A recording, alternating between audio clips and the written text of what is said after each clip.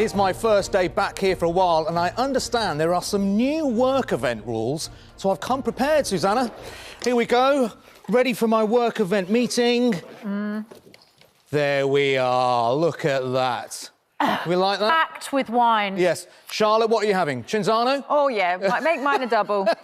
You'd be very welcome at number 10, but apparently Boris Johnson is now planning to crack down on the drinking culture in his office by banning alcohol at Downing Street. Yeah.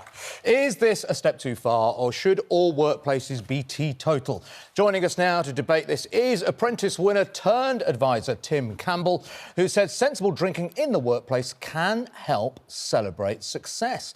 And also joining us, former dragon and entrepreneur Duncan Bannatyne, who says he would never allow alcohol in his offices. Let's come to you first, Tim. Come on, you know, it's either work or pleasure. You can't mix them both together, can you? It's ridiculous. You're in a workplace, you've been there for 25 years, contributed a huge amount to that business and its success. You're leaving. Imagine John's leaving now. You want to celebrate what he does. After work, when nobody's working, you crack open a bottle of champagne and then you celebrate and say thank you with your colleagues. It happens all over the country, and I think it's a positive thing. We have to trust employers and employees to have the duty of care, but also have a bit of fun in your workplace when it's not going to distract you from work. If it's Chablis today, it will be your cappuccino tomorrow, because both of them affect you. We don't want that, do we? Duncan, are you being a killjoy and not appreciative of your staff's efforts if you say absolutely zero alcohol anywhere near the office? Good morning, Susanna. I don't think I'm being a killjoy, no. I mean, it works in my business. My staff don't expect to be starting to drink in the evening after work. When you look at Downing Street, you see the worst of it. You know, Tim says, you know, you should use it to celebrate somebody leaving. But, you know, when you start a little bit of drink in the workplace, that's when it grows. If it hadn't started in Downing Street, it wouldn't be in the position it's in. And so I'm very happy that my employees don't drink on the premises, and I won't either.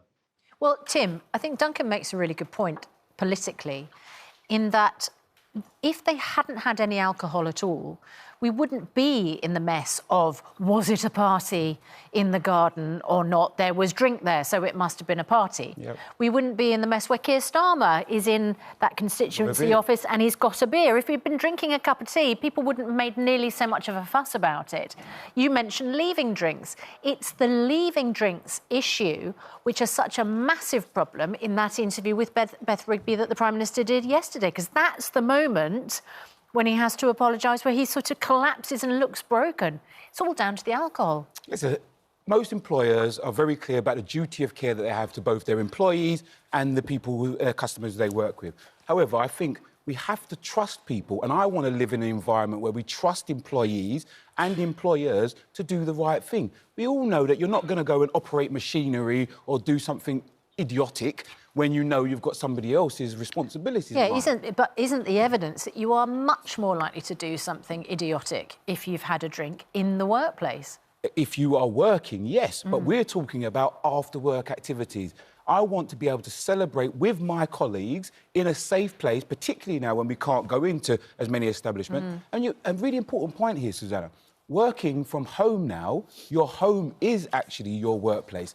And I don't want to... Where's the rules going to be where we say, you can't drink in your house now? I want to... It's a thin edge. We have to stop it now and be sensible. Trust people. Duncan, do you... I mean, basically, you stand accused of not trusting your staff.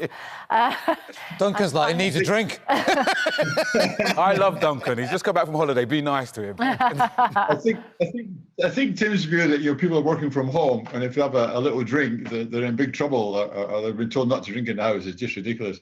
It's the other extreme. It's the extreme end. You know, we're talking about drinking in the workplace when there's a lot of employees about. And you know, the people in Downing Street are making decisions that affect all of our lives. And we, the taxpayers, we pay the wages. And they've really let us down badly because of alcohol. And I think if you start bringing in drinks fridges, there's not something starting to drink during the day. Yeah, well, what do you, Duncan Bannatyne, as a boss, what do you make of what's happening right now? The boss of the country... it looks like he's losing authority and losing control of his MPs. One is completely lost the plot. I think he tried to be too popular, so he was getting everybody drinking in the garden to make himself popular. And you just can't be that popular all the time. You can have some discipline and still have a respect of your employees, but I don't think he's got the respect of his employees. I think or the people that work in 10 Downing Street. I think he's just tried to make himself too popular, and that's just ruined it for him. I don't think he's got any respect at all whatsoever. And Tim, if you came into the boardroom at the end of this particular task, what would you be saying to him? We must improve. I think that myself and Duncan are going to agree on this one, particularly because I think what the issue is, this is a distraction. There's some really big issues in our country that we need sorting out, and unfortunately, this is now the only conversation that is happening on the front of our newspapers globally around the world. We just need to really sort it out because as the boss, you want to take a grip and move stuff on. Tim, is it different for private companies, like a lot of the companies you're involved with, the Duncan's involved, and different if you're working in public office? You know, they often say there's one rule for them, one for... I think there should be a different rule for them, that they shouldn't be having these parties. They are in public office. They are accountable. And whatever they do, it's never going to look good, right? I don't think that's fair because I think, let's be clear, if you're in the NHS, yes, I don't want to be having a worry that somebody who's going to operate on me may have had a couple of... these people make important decisions, Everybody makes... They're hungover in the morning. Everybody makes important decisions. You make important decisions, I make important decisions. I think we've got to give people the trust where they are taking reasonable decisions about what they do with their activity. I employ people to do the right thing, not to have management over the top of every single thing they're doing. All right. Good to see you this morning. Thanks. You've just lost somebody from The Apprentice. We have, unfortunately, yes.